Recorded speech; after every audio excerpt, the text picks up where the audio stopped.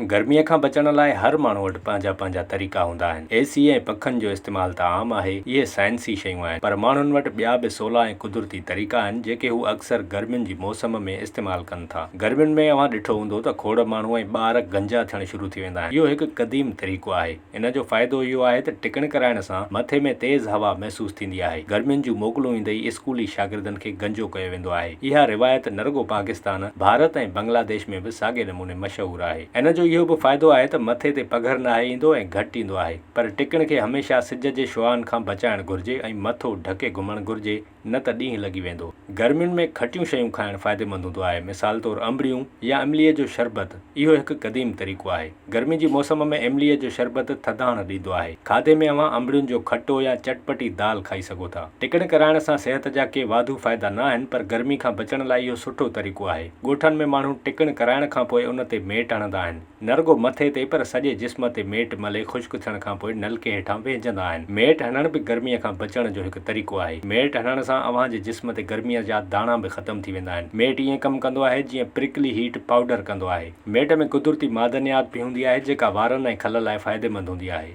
थधी थधी थाधल बि माण्हू गर्मीअ में शौक़ सां पीअंदा आहिनि। थाधल में बादाम ऐं ॿियूं शयूं विझी उन खे ताक़तवर बणायो वेंदो आहे ऐं इन सां कमज़ोरी ख़तम थी वेंदी आहे। थाधल खे घणो थधो न पीअणु घुर्जे, छो त माहिरनि जो चवणु आहे त जेकॾहिं अव्हां चाहियो था त अव्हांखे गर्मी घटि थिए त पोइ अव्हां विचोले गर्मी पद वारा शरबत पीओ। ॿहिराड़ी में थाधल त शहरनि में हिंदाणीअ जो जूस वापरायो वेंदो आहे। इहे सभु कुदरती तरीक़ा गर्मीअ खां बचण लाइ कया वञनि था ऐं झोलनि खां बचण लाइ मथो ढके निकिरणु घुर्जे या कपिड़ो आलो करे वेढ़ण बि एसी जहिड़ी हवा जो सबबु बणिजे थो।